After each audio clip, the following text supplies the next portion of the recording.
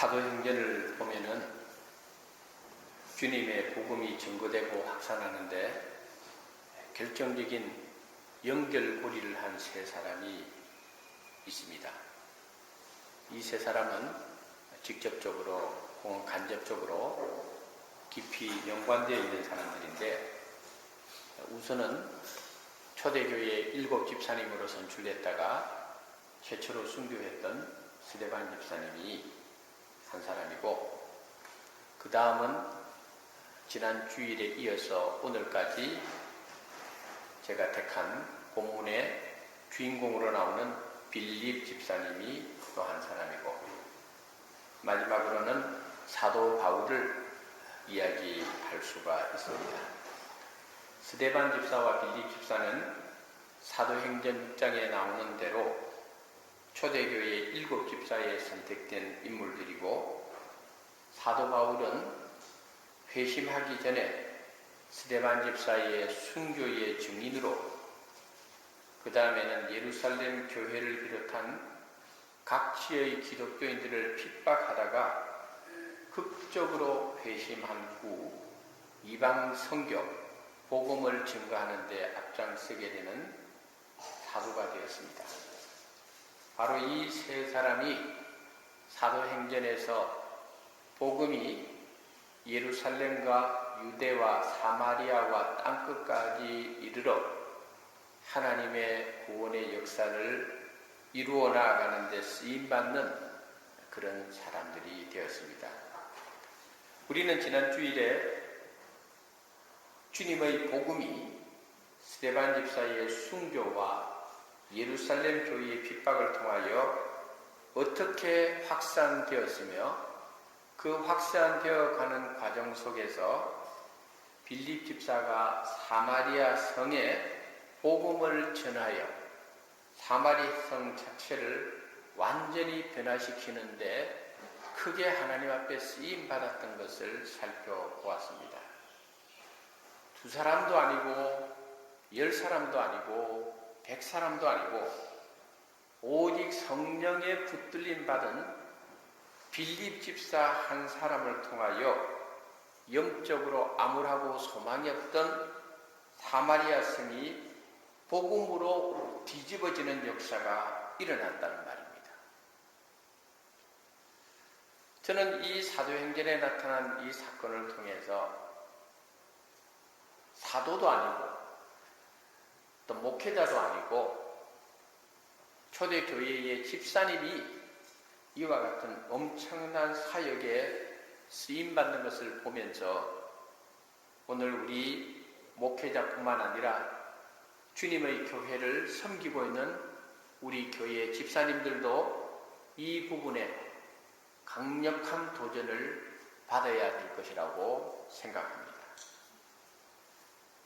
오늘 저는 다시 빌립 집사의 이 복음을 전하는 사건을 통해서 하나님의 새로운 섭리가, 하나님의 새로운 계획하심이, 하나님의 새로운 구원의 역사가 어떻게 또 다른 방향으로 나아가고 있는가를 살펴보고자 합니다. 먼저 오늘 본문에 보니까 26절에 이렇게 본문이 시작이 됩니다. 주의 사자가 빌립에게 말하여 이르되 일어나서 남쪽으로 향하여 예루살렘에서 가사로 내려가는 길까지 가라 하니 그 길은 광야라, 이렇게 표현을 합니다. 이 26절을 함축해버리면은 어떻게 말할 수가 있는가 하면은 주의 사자가 가라 하시니 가고 보니 그 길은 광야였다, 이렇게 말할 수가 있습니다. 사실 이 26절 한 절만 따로 떼어놓고 살펴보면은 별로 마음에 와닿는 것이 없는 것처럼 보입니다. 그러나 오늘 본문 바로 앞에 나오는 일들과 연결시켜 보면은 왜 하필이면은 하나님께서 사마리아 성에서 사역을 잘 하고 있고 사마리아 성을 복음으로 변화시키는 데 크게 쓰임받고 있는 빌립 집사를 어느 날 왜 하필이면은 광야로 나가게 하시느냐. 주님의 명령이 참 이해가 되지가 않는다는 말입니다. 예루살렘이라고 하는 또 다른 도시로 빌립 집사를 사역을 위해서 그곳으로 보내면 이해가 될 수가 있어요. 혹은 다른 지역의 도시를 향하여 빌립 집사로 하여금 주의 사자가 너 이제 사마리아 성에서 다른 곳으로 가서 또 해라. 또 다른 도시로 가게 하면은 또 이해가 좀 돼요. 그런데 오늘 본문의 시작은 하필이면은 하나님의 천사가 어느 날 나타나서 빌립 집사 보고 광야로 나가. 광야는 황량한 곳이에요. 광야는 사람들이 별로 없는 곳이에요. 광야는 사마리아 성에 비교해서 생존에 상당한 위협을 받을 수 있는 곳이고,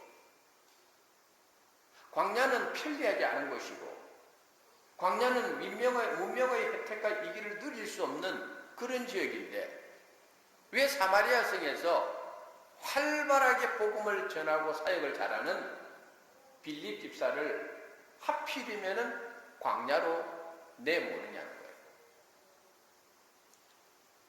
바로 이것이 오늘 저와 여러분들이 함께 영적으로 고민하면서 풀어야 될 하나님의 말씀입니다. 그래서 오늘 함께 은혜를 나누고자 하는 제목은 그 길은 광야라 이것입니다. 실제로 오늘 이 성경 말씀을 통해서 어느 날 하나님의 천사가 빌립 보고 광야로 나가라고 했을 때에 빌립은 순종해서 광야로 나가게 됩니다. 사실 우리가 사마리아 성에서 빌립 집사가 복음을 전한 후에 엄청난 역사가 일어났다는 것은 잘 알고 있습니다. 그리고 오늘 본문하고 지난 주일날 제가 설교했던 본문하고 사이에 다시 말해서 사도행전 8장 9절부터 25절까지를 읽어보면은 당시에 빌립 집사를 통해서 사마리아 성에서 일어났던 성령의 폭발적인 역사, 복음의 그 확산, 그게 엄청나게 일어났다는 것을 보여줍니다. 사실 사마리아 성에서 나타난 이 복음의 역사에 대해서 예루살렘에 남아있던 사도들조차도 예상하지 못했던 사건이 사마리아 성에서 일어났습니다. 사도들은 생각했습니다. 설마 사마리아 성에서 그런 역사가 일어났을까? 그런데 사도들의 귀에 들려오는 소문은 정말 7 집사 중에 한 사람이었던 빌립 집사가 사마리아 성을 복음으로 완전히 변화시켰다는 놀라운 소식을 계속적으로 전해줍니다. 그래서 예루살렘 교회에 있던 사도들이 베드로와 요한을 선출해서 당신들 한번 정말 그런 역사가 사마리아 성에서 일어나고 있는지 눈으로 확인해 보십시오 하고 베드로와 요한을 그곳으로 보내게 되었습니다. 그래서 오늘 본문 14절에 보면은 그런 내용이 나옵니다. 베드로와 요한이 사마리아 성에 와서 보니까 정말 놀라운 복음의 역사가 빌립 집사를 통하여 그 사마리아 성 전체에 일어나고 있는 것을 그들의 귀로 듣고 그들의 눈으로 보게 되었습니다. 이 사도들이 놀랐습니다. 하지만은 사마리아 성에 한 가지 부족한 것이 있었으니 성령의 폭발적인 오순절 강림의 역사가 아직까지 그 땅에는 미치지 못하고 있는 걸 알았습니다. 그래서 베드로와 요한이 그곳에서 간절히 하나님 아버지 성령의 역사가 이 사마리아 성에 임하기를 원합니다라고 간절히 기도했을 때에 사마리아 성에 성령의 역사가 또한 일어났습니다.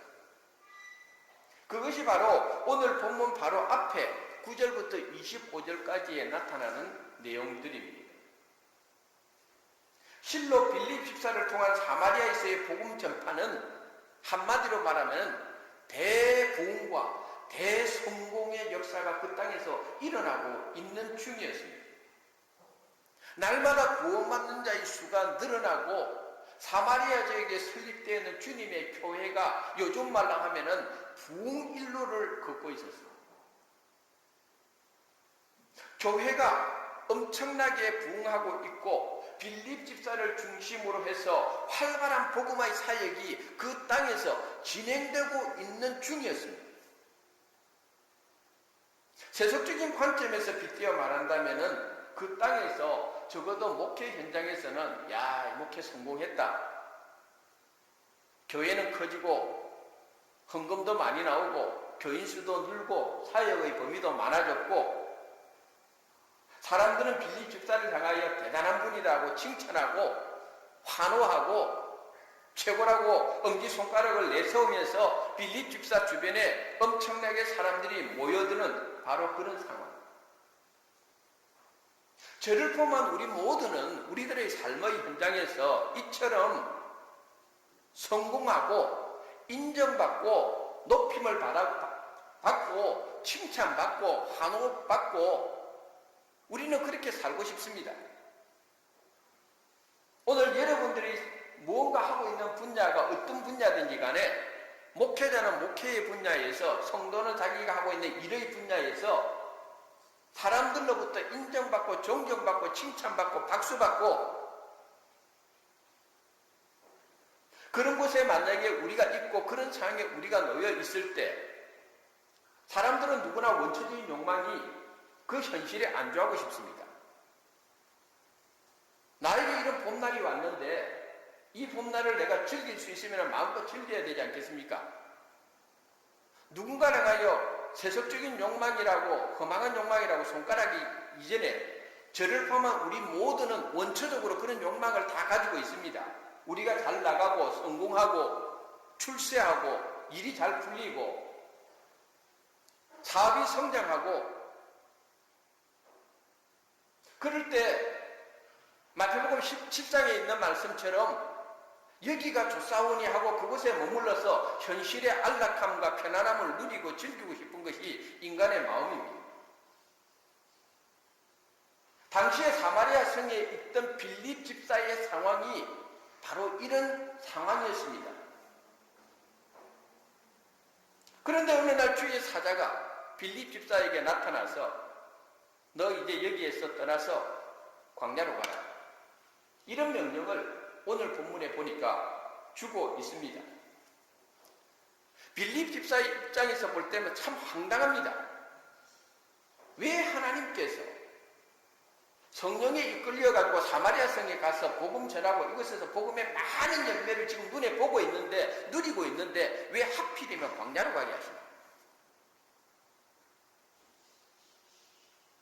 광야에 가면 무슨 일이 생길지 누구를 만날지 어떤 일이 예비되어 있는지 주의 사자는 빌립 집사에게 한마디도 하지 않았습니다. 그냥 광야로 가라. 얼마나 답답하겠어요, 여러분. 만약에 여러분들이 빌립 집사라고 한다면 어느 날 여러분의 삶의 현장에 주의 천사가 나타나서 빌립 집사에게 말하듯이 넥스트 스텝에 뭐가 일어나는지 뭐가 준비되어 있는지 뭐가 어떤 상황이 놓여 있는지 하나도 가르쳐 주는 건 없는데 광야로 무작정 가라고 할 때 여러분 예스 하고 순종하고 나아갈 수 있겠습니까?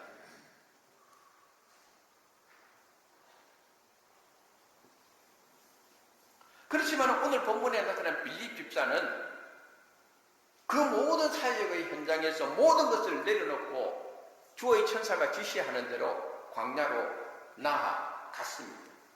여기에 중요한 영적인 교훈이 있는 것을 우리는 알아야 됩니다. 그게 뭐냐면은 우리들의 삶의 현장 속에서 광야의 체험이 없는 사람은 영혼이 죽습니다. 우리들의 삶의 현장에서 주님께서 광야로 보내시는 일이 없다면 주님은 나를 버리시는 것입니다. 우리들의 삶의 현장에서 광야 체험이 없는 사람은 영적으로 죽을 수밖에 없습니다. 다시 말해서 성경을 보면은 정말 하나님이 택한 사람은 광야로 내보냅니다. 그들의 삶의 어느 한 부분에서 어느 날 하나님께서 그 사람을 광야로 강제로 내보냅니다. 정말 하나님이 택한 사람은 정말 하나님 앞에 크게 쓰임받는 사람은 정말 하나님께서 구원하기로 작정한 사람은 현실의 안일함과 편안함 속에서 머물러 있게 하나님께서 내버려 두지 않습니다. 하나님은 광야로 내보냅니다.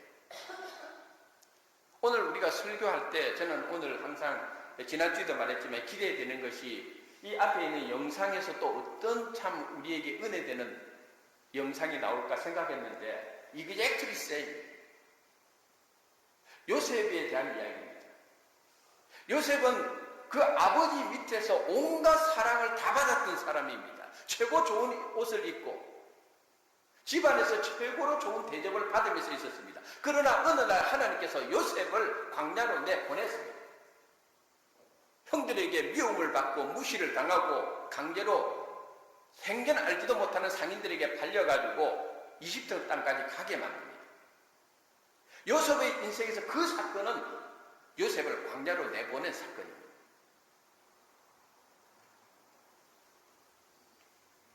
왜 하나님께서 우리로 하여금 빌립 집사처럼 어느 날 광야로 내보내는가? 광야에 나가야만 비로소 주님과 바른 교제, 광야로 나가야만 비로소 주님과 깊은 교제, 광야로 나가야만 비로소 주님의 음성을 제대로 들을 수 있기 때문입니다. 광야로 나가야만 자신의 실체가 무엇인지 보이기 때문입니다. 광야로 나가야만 자신이 무엇을 좋아했는지, 무엇에 빠져 살았는지를 깨닫게 됩니다. 광야에 나가지 않으면은 빌립 집사가 만약에 이 사마리아 성에 계속 머물러 있었다면 빌립 집사도 인간이기 때문에 수많은 유혹의 앞에서 사람들의 좋아하는 그 소리들 통해서 칭찬하는 소리, 최고라는 소리 속에서 빌립은 자기 자신이 어떻게 지금 흘러가고 있는지 영적인 방향을 상실했을 수도 있습니다. 빌립 집사가 그대로 있었다면은 그의 사역의 성공에 의해서 교묘하게 보장된 것들로 인해서 자신이 영적으로 잘못되고 있다는 것을 깨닫지 못할 수도 있었습니다. 오히려 그는 사마리아 성의 성공만을 즐기면서 그렇게 살다가 자신의 영혼이 죽는지도 모르고 그렇게 삶을 마칠 수도 있었을 것입니다. 제 개인적인 신앙 고백을 하나 하자면 제가 한국에서 부목사로 사역할 때에 그곳은 저에게는 사마리아 성과 같은 곳이었습니다. 어쨌든 저는 사람들로부터 교인들로부터 굉장한 인정을 받았고 칭찬을 넘치게 받고 살았던 사람입니다. 그런 칭찬과 인정 속에 저는 저에게 창창한 미래가 달콤한 열매만을 바라보며 내가 주인이 되어서 내 미래의 청사진을 그리면서 나는 호주로 오고 호주에서 몇 년 있다가 또 미국으로 갈 것이고 등등의 그런 찬란한 블루프린트 청사진을 내 혼자서 달콤한 열매를 따기를 기다리면서 그렇게 내 미래를 계획했습니다. 그런데 하나님께서 저로 하여금 타스마니아로 보내었습니다. 타스마니아로 갔을 때 그 타스마니아는 당시에 1999년 저에게는 광야였습니다. 거기는 사람들도 없었고 나를 인정해 주지도 않았고 거기는 밑바닥부터 출발을 했어야 했고 생존의 위협을 느낄 수 있었고 정말 고독했고 저에게는 광야였습니다. 타스마니아에서 힘든 고비를 넘기고 타스마니아에서 안정을 경험하다가 공부 때문에 멜번으로 왔을 때 이 멜번이 또한 저에게는 광야였습니다. 설교할 수 있는 곳도 없고 사역할 수 있는 곳도 없고 학교만 왔다 갔다 하고 덴지농 저 안쪽에서 생활하는데 그 사택에서 언제 나갈지는 모르고 제 아내는 두 가지 일을 하면서 생활비를 벌어올 때에 저는 왜 나는 안정된 호바트를 버리고 이곳으로 왔을까? 제게는 그때가 또한 광야였습니다. 그런데 이 광야가 과연 우리 그리스도인의 삶에서 나쁜 것일까? 광야라고 하는 것은 히브리어로 미드바르라고 불러요. 미드바르라고 하는 이 뜻은 뭐냐면은 하나님의 음성을 듣는다 하는 의미가 담겨져 있어요. 빌립 집사가 사마리아 성에서의 사역의 성공을 통해서 빌립 집사는 하나님의 음성을 듣기보다는 사람의 음성에 더 익숙해질 수 있었을 것입니다. 그러나 광야에서는 사람의 소리가 들리지 않습니다. 그곳에서는 하나님의 음성만이 들립니다. 그래서 성경을 보면은 정말 하나님이 택한 사람들, 정말 하나님께서 큰 하나님의 사역, 중요한 사역을 맡기는 사람들은 항상 그들의 삶 속에서 아까도 말씀드렸죠. 요셉처럼 광야로 내보냅니다. 모세가 애굽의 화려한 궁정에 있었지만 하나님은 어느 날 모세의 인생에서 미디안 광야로 내보내버렸습니다.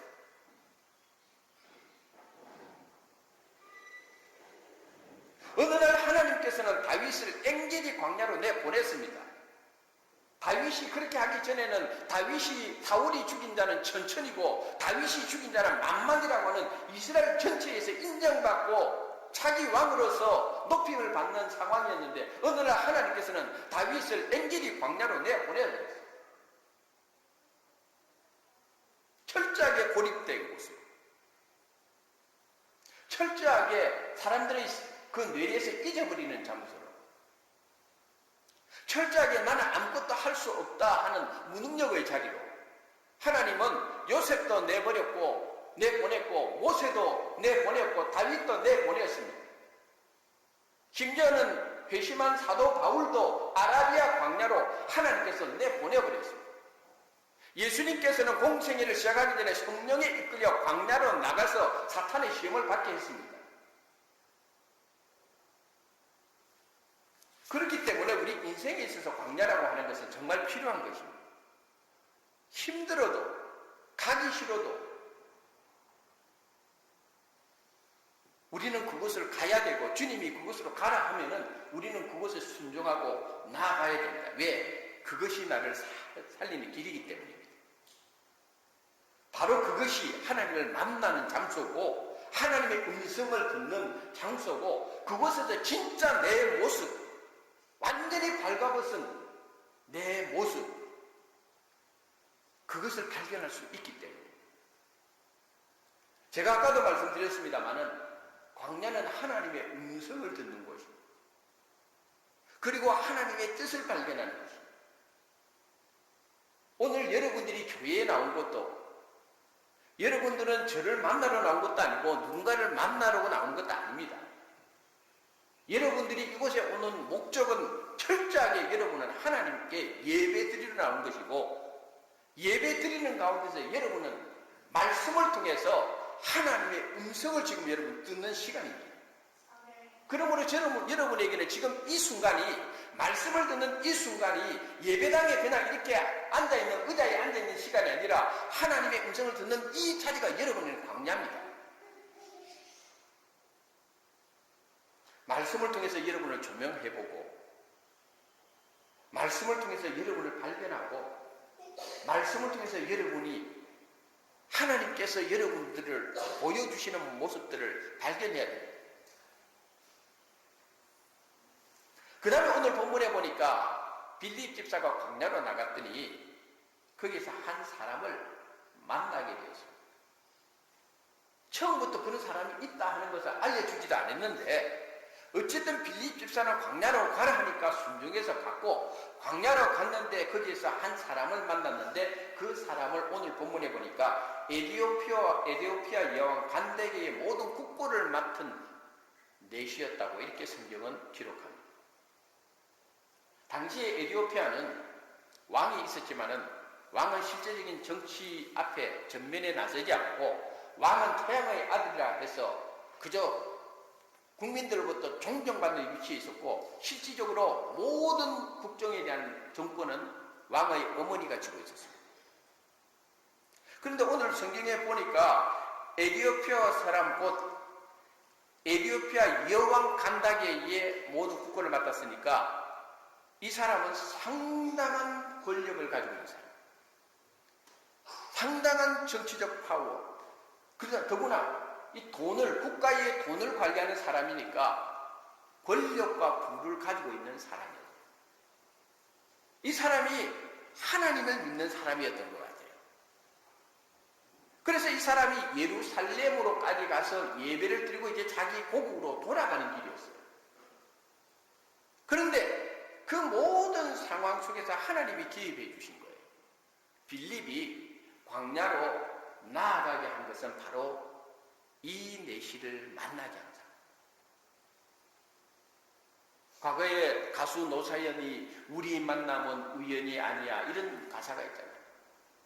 이 만남은 다시 말해서 빌립 집사와 이 내시와의 만남은 성령이 주선한 만남. 성령이 주선한 만남. 이 만남 때문에 하나님께서 빌립 집사를 광야로 내보냈다는 것입니다.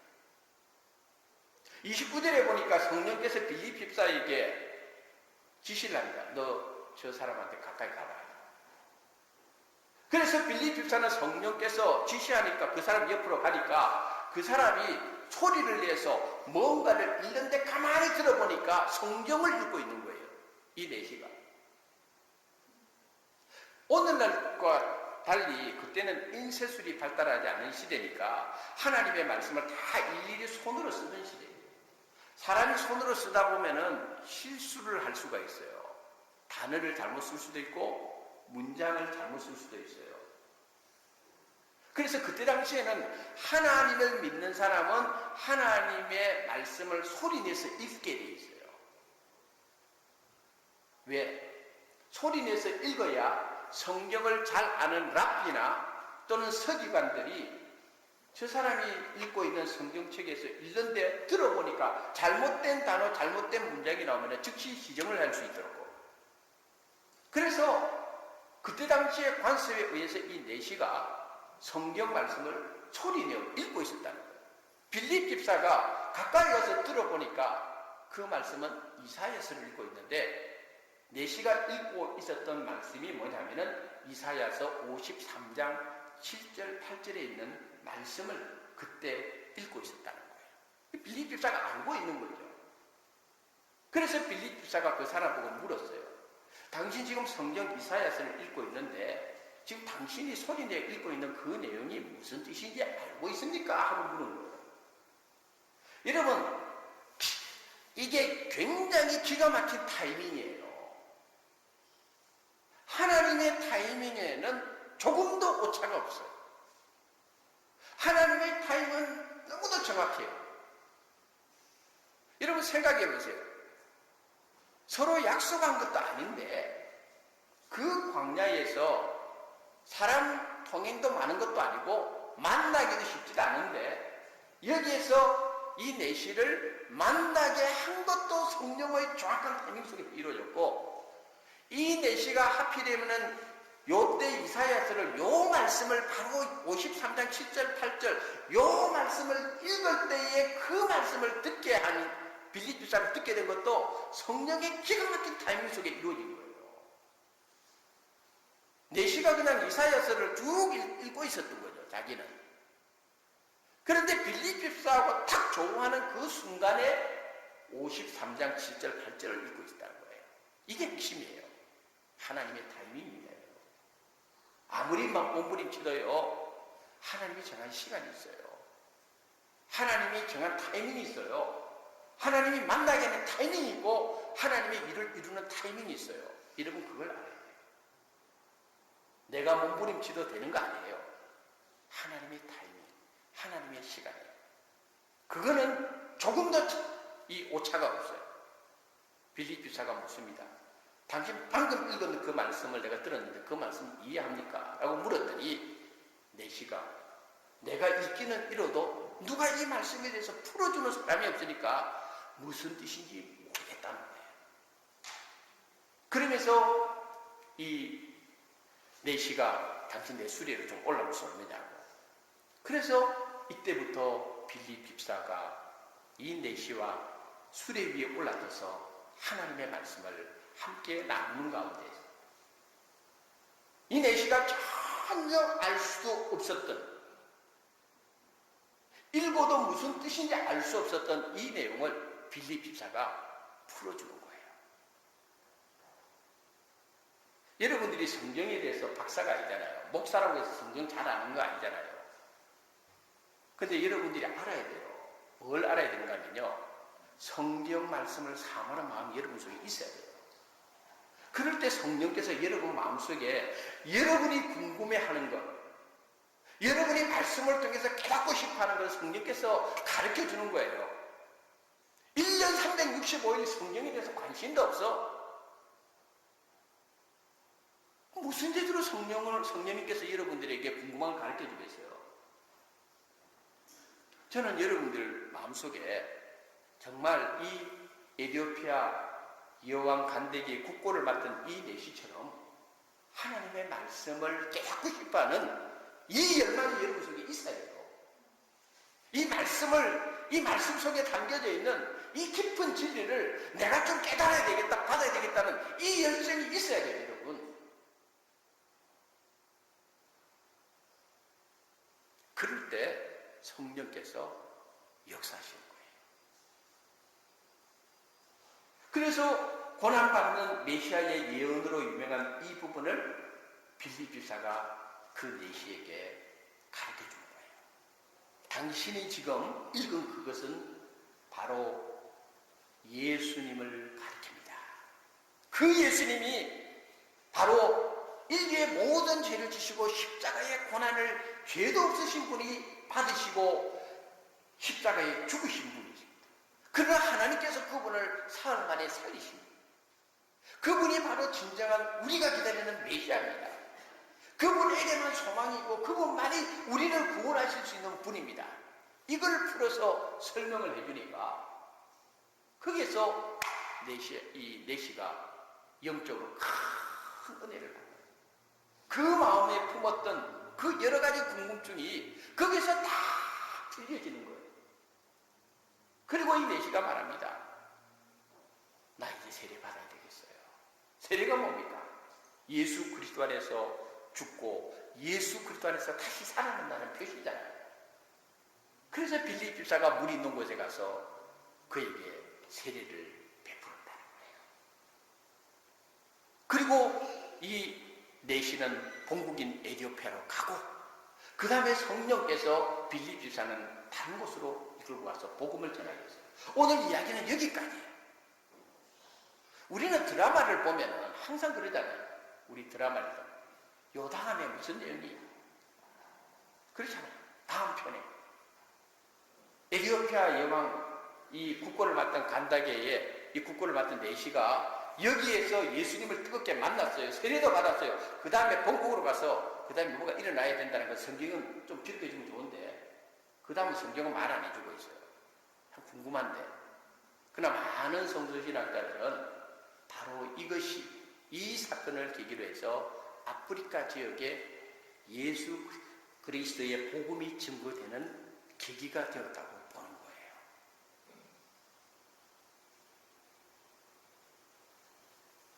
마지막으로 오늘 본문을 통해서 우리에게 주는 교훈은 광야에서 깨달은 사람이에요. 빌립 집사는 이 광야에서 하나님이 왜 자기를 광야로 보냈는가 이걸 이제 알게 된다는 거예요. 여러분 많은 경우 우리가 알아야 될 건요. 결단코 하나님이 우리에게 뭔가를 시키실 때는요. 우리가 이해하지 못하는 것이 더 많아요. 여러분 그걸 알아야 돼요. 빌립 집사도 이해할 수 없는 상태에서 광야로 나갔잖아요. 하나님이 많은 경우 우리가 이해할 수 없는 일들, 우리 이성으로 받아들이기 어려운 일들을 하나님 지시할 때가 있어요. 그리고 우리 성도들이 정말 하나님과 깊은 교제를 나누고 가다 보면요. 야, 하나님의 생각이 우리 생각하고 정말 다르구나. 이걸 너무너무 많이 경험해요. 여러분 알아야 돼요. 정말 우리가 하나님과 깊은 교제를 나누고 가면요. 정말 하나님의 생각하고 우리 생각하고 너무 달라요. 너무 다른 걸 알아야 돼요. 그래서 성경이 우리에게 가르쳐주는 거예요. 내 생각은 너희 생각과 다르고 내 길은 너희 길과 다르다고 하는 이유가 거기에 있는 거예요. 근데 하나님과 이 깊은 교제가 없는 사람이 대개 행하는 게 뭔가면요, 꼭 하나님 생각하고 자기 생각하고 똑같다고 생각해요. 꼭 하나님의 선택하고 자기가 선택하는 것이 똑같다고 생각해요. 아니에요. 성경은 우리에게 딱 선언해주고 있어요. 내 생각과 너희 생각은 달라. 내 길과 너희 길은 달라. 근데 어떻게 자꾸 자기들의 생각, 인간적인 판단, 인간적으로 선택한 것이 자꾸 그게 하나님 뜻이라고 생각합니다. 아니에요. 정말 여러분 하나님의 그 깊은 은혜 속에 들어가면요, 정말 하나님의 생각, 하나님의 지시는요, 우리하고 너무 다를 때가 많아요. 우리가 착각합니다.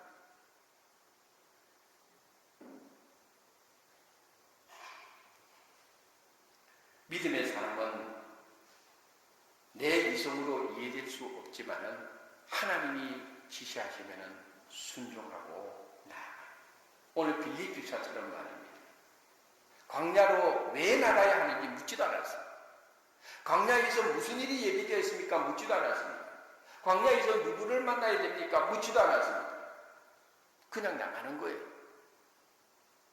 무엇 때문에? 하나님을 신뢰하는 믿음 하나 때문에 가는 거예요. 창세기 12장에 하나님께서 어느 날 아브라함에게 너는 내 본토 친척 아비 집을 떠나 내가 내게 지시할 땅으로 가자 할 때 아브라함은 왜 거기로 가야 됩니까? 묻지도 않았어요. 순종하고 나가요. 훗날 아브라함의 이것을 히브리서 기자는 말하기를 믿음으로 아브라함은 갈 바를 알지 못하고 그 길로 나아갔다 했어요. 빌립보서도 마찬가지예요. 믿음의 사람은요, 알지 못하고 나아가요.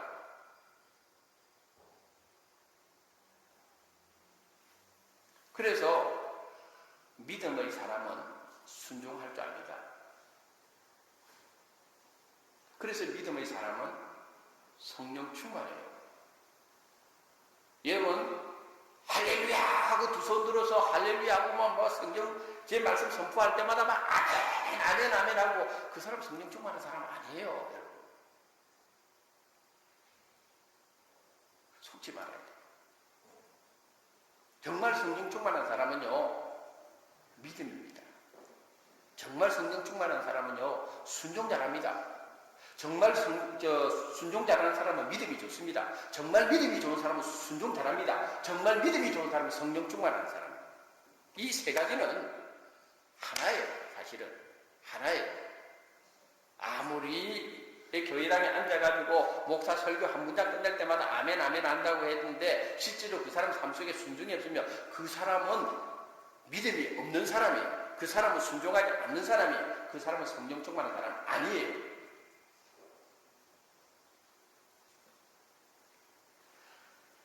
이 세 가지 요소는 항상 하나로 뭉쳐져 있어요. 빌립은 어떤 상황이든지 주님만 바라보는 거예요. 사마리아 성에 있을 때도 주님만 바라봤어요. 어느 날 하나님께서 이제는 광야로 나갈 때 빌립 집사는 거기에서도 주님만 바라봤어요. 이게 진짜예요. 여러분들은 어떤 찬송을 좋아하는지 저는 모르겠습니다만 얼마 전 유튜브에 제가 보니까 이미 하나님 나라로 가는 온누리교회 하영조 목사님이 작년에 인터뷰하면서 물어봤어요. 목사님은 어떤 찬송을 좋아합니까? 물어봤더니 하영조 목사님이 내 영혼이 um청입어 저는 이 찬송을 참 좋아합니다 라고 하더라고요. 여러분 잘 아는 찬송이죠. 내 영혼이 um청입어 그 찬송이에요. 근데 그 찬송가 3절에 보면은 가사가 이렇게 돼 있어요. 높은 산이 거친 들이 초막이나 궁궐이나 내 주 예수 모신 곳이 그 어디나 하늘나라. 하나님께 시선을 고정한 사람은요, 그 사람이 사마리아 성에 있든 광야에 있든 높은 산이든 거친 들이든 초막이든 궁궐이든 문제가 되는 거 아니다 이 말이에요. 왜? 그 사람은 항상 하나님만 바라보기 때문에. 그래서 순종할 수 있는 거예요. 그래서 그 자리가 어느 곳에 있든지 은혜가 되는 자리고, 그 자리가 믿음의 자리고, 그 자리가 천국이 되는 자리고, 그 자리가 감사하는 자리고, 그 자리가 바로 성령 충만한 자리. 이걸 오늘 빌립 집사를 통해서 가르쳐 주고 있어요. 광야로 나갔어요. 그런데 거기서 만났어요. 하필이면 만났는데 내시를 만났어요. 여러분, 이 내시는 한국도 그렇고 이 나라도 그렇고 옛날엔 내시는요 성적으로 불구잖아요. 그런데 이 사람들은 율법에 하나님의 백성이 될 수가 없어요. 율법에 이런 사람들은 하나님의 백성이 될 수 없어요. 그런데 하나님께서 빌립 집사를 보내서 복음 안에서 이 사람이 하나님의 자녀이라는 것을 보여준 거예요. 그러니까 빌립 집사는 거기에서 광야에서 많은 것을 깨닫는 거예요. 이 사람이 아무리 세상적으로 권력을 가지고 있고 이 사람이 아무리 세상적으로 출세해도 율법의 관점에서 보면은, 정통 유대인의 관점에서 보면은 이 사람은 하나님의 백성이 될 수 없는 저주받은 인생이에요. 그런데 광야에서 빌립 집사가 복음을 통해서 이 사람도 하나님의 은혜를 입고 이 사람도 하나님의 사랑을 받을 자격이 있고 이 사람도 구원의 백성이 될 수 있다는 것을 거기서 하나님께서 빌립 집사에게 보여주시고 체험하게 만들어버려요. 복음은 바로 이런 것이다. 오늘 말씀의 결론입니다. 제가 어렸을 때 서부 영화가 굉장히 유행을 해서 참 재미있게 보았어요. 제가 중학교 다닐 때 학교 가는 길에 보면은 동궁극장이라는 게 지금도 이름 아니에요. 동궁극장이에요. 그 극장 들어가면은 막 화장실이 따로 없어요. 그냥 아무데나 오줌 싸고. 네? 필름 돌아가다가 매듭을 끊기고 필름 끊어지면 온갖 욕 다 나오고. 그러다가 또 애국가 나오면 또 다 경건하게 또 일어서고 중간에 필름 끊어지면 또 술 취한 할아버지가 올라가 춤추고 40대 50대 되신 분들은 그때 당시 서부 영화 지금도 있잖아요. 제목이 황야의 무법자 이런 거 있잖아요. 황야의 무법자, 황야의 총잡이. 기가 막히죠. 이 주인공은 절대 안 죽어. 10명이 총을 쏘는데 한 발도 안 맞고 이 주인공이 총 쏘면 또 백발백중이야. 그래도 영화 재미있으니까 보잖아요. 황야의 무법자, 황야의 총잡이. 그런데요, 이 광야가 뭐냐? 광야예요. 광야예요.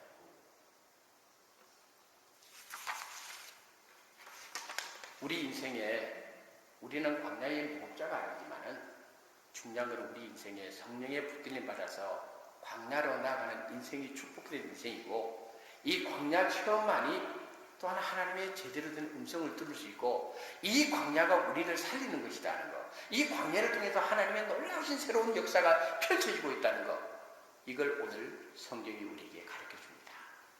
오늘 여러분의 삶 속에서 받으신 이 말씀 따라 때로는 여러분 삶 속에 여러분이 처한 것이 광야와 같은 그런 황량한 곳이라 할지라도 때로는 여러분이 이해할 수 없는 것으로 하나님 이끄시는 것 앞에서 정말 의문이 들고 왜 하나님 아까 전에 나왔던 그 요셉처럼 하나님께 질문을 던질 수도 있지만은 결코 광야는 하나님이 택한 백성이 죽는 자리가 아니고 하나님이 택한 백성이 실패하는 자리가 아니고 그 광야가 바로 나를 살리고 또 그 광야에서 하나님의 새로운 구원의 역사가 일어나고 있다는 것을 오늘 말씀을 통해서 확인하면서 여러분 삶 속에도 여러분을 광야로 이끄시는 그 하나님 앞에 오히려 감사하고 그 광야 속에서 하나님의 새로운 뜻과 승리를 발견하고 체험하는 그런 귀한 믿음의 백성으로 살아가시기를 주님의 이름으로 축원하고 축복합니다.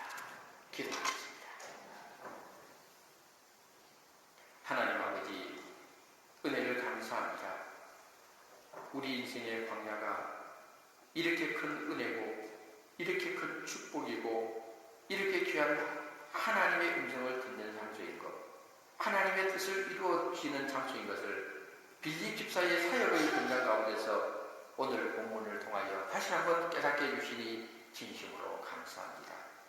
늘 우리가 좋은 것, 호의호식하고 칭찬받고 환호받고 존경받는 그 자리가 우리를 살리는 것이 아니라 정말 하나님이 택한 믿음의 사람은 때로는 모세처럼 때로는 다윗처럼 오늘 본문에는 빌립 집사처럼 예수님처럼 사도 바울처럼 요셉처럼 인생의 광야로 나아가는 체험을 했던 것을 바라보며 우리도 그 귀한 광야의 체험, 우리를 축복하는 체험인 것을 기억하고 하나님께 믿음으로 순종하는 귀한 백성들이 될 수